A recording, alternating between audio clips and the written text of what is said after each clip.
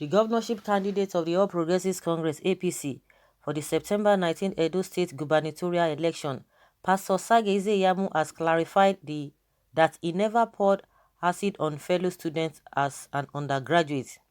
Speaking live on an online television program monitored in Benin City yesterday, Iyamu explained that contrary to what is in circulation, he drew the attention of the school security and took the victim for first aid treatment. He further explained that himself and others linked to the incident were rusticated because the identity of the culprit was never known. He said he entered the University of Benin in 1980 to read political science but later changed to law and did not graduate until 1986 because of the rustication, adding that he was a member of pirate confraternity while in school. Well, he said, when I was in the university, I was a member of the pirate confraternity. At that time, it was not the way it is now. We didn't look at it as a court arrangement that we had, but some people were already coming in with tendencies that created problems, and we had this group that was very confrontational. And one evening, somebody reported to us that they beat up a final year student who was also close to us, and they mentioned the names of those involved, and we said, no, this is bad. Don't also forget too that I was a student union leader, very prominent in the student union congress. So myself and some persons who heard about this complaint said, let's go and see the people concerned and talk to them. We went there and met with the people concerned. They opened the door for us and we were discussing the matter under a very cordial atmosphere, only for some people to come in, and before we knew it, there was smoke in the whole place, and somebody shouted acid, and somebody was shouting and screaming. It was then I realized that somebody had poured acid on somebody, and quickly I rushed to the security post. I brought them in and we took the young man to get first aid treatment.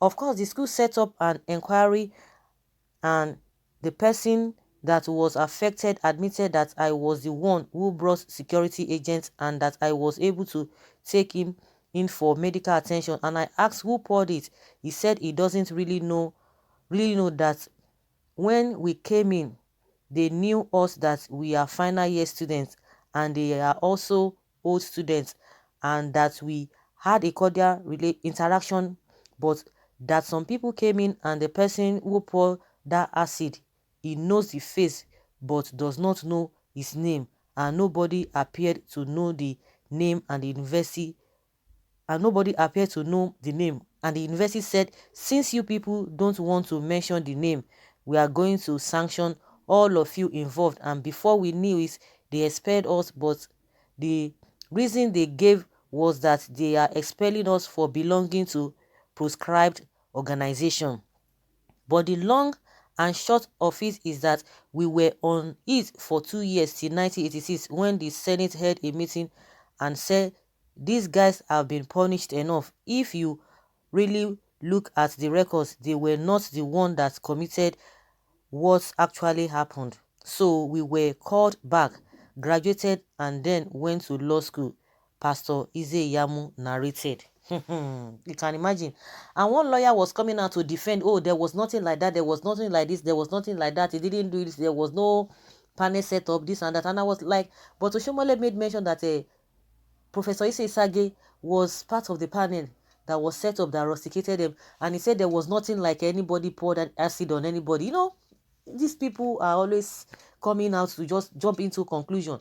And for the fact that Oshomole, and now is some people said he has been saying it, he has confirmed to it that he belongs to this, he belongs to everything Oshomole said is that is just the way it is. But the same Iyamu was telling us that everything Oshomole said, it didn't come from his heart, that it was just a mere talk. It didn't come from his heart. So why is he now admitting again? Because some people said at some point he admitted he was this, some incident happened, but now he's making everything open, because they have already gone to court to stop a PDP from parading that videos, all the things that Oshomole said about him. But the court had to nullify that. Now that you can't stop them because the thing was in the public domain. It was not meant not to be seen. It was covered for people to see. So why now that you are telling us not to do this? You see what Oshomole has been causing.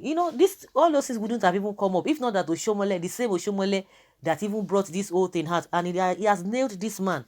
I don't even know what Edo people are going to be believing whether with this story, but they have been denying it because he came out at some point. He said no, that everything Oshomole said it was just politics. That is how politics is being played. But now you are now agreeing to what he said. So what are we going to say?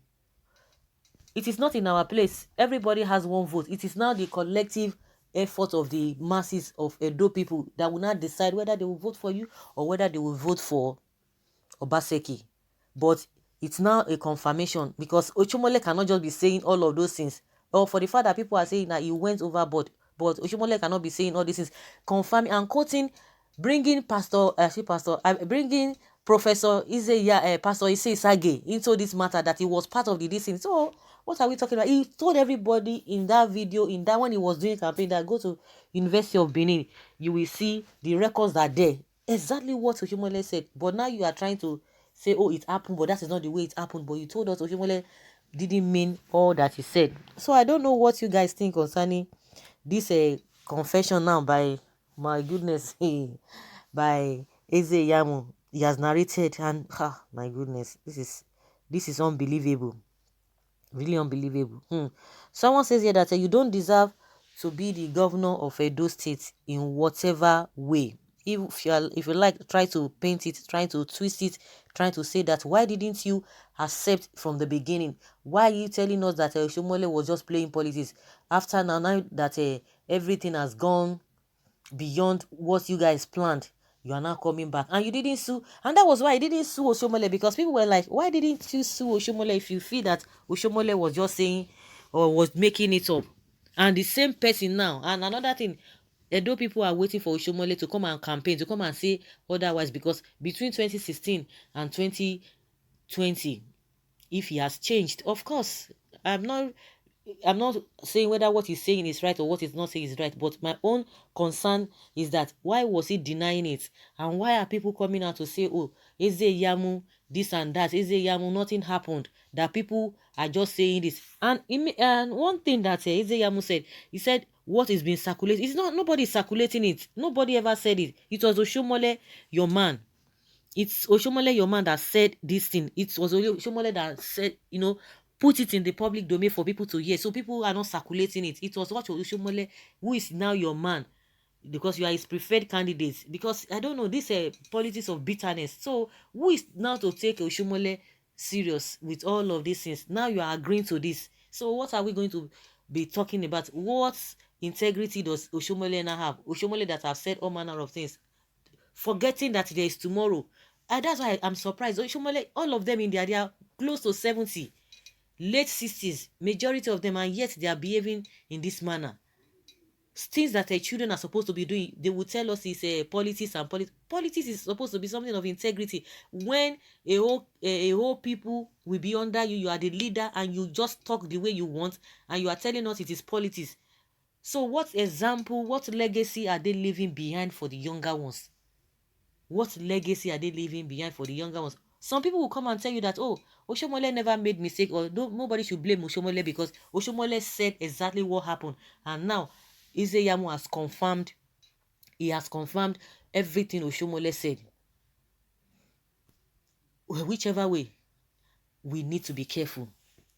We need to be careful. Whether what Oshomole said is right or not, of course it is right because he has confirmed it. Whether what Iyamu said is right or not, the reason behind all of those things is a different ball game entirely. Just like I said, it is the masses that will determine. They will determine your fate, whether you are to go in, whether they will accept you as their governor or not. But this idea of denying it, and he said, Oshomole said all of this is without, not from his heart. Now you are agreeing to it. Those who would now be saying, where is the whatever, you have heard the whole thing that Eze Iyamu has clarified that he never poured acid on fellow students, and speaking in an online television program monitored in Benin yesterday. Okay, That was the place he said it. So we didn't make it up. This thing is in the public domain. Go and get your own fact right if you don't believe, because some people will still come here and begin to tell us what is not. We always come here to bring what is already in the public domain so that we'll discuss it. We don't make it up, and we always say, oh, so person said it. This is where we get it. This is where we come about the whole story. So, by and large, you've heard what Pastor Iyamu has said. Let's have your opinion or your view in the comment section. Thank you.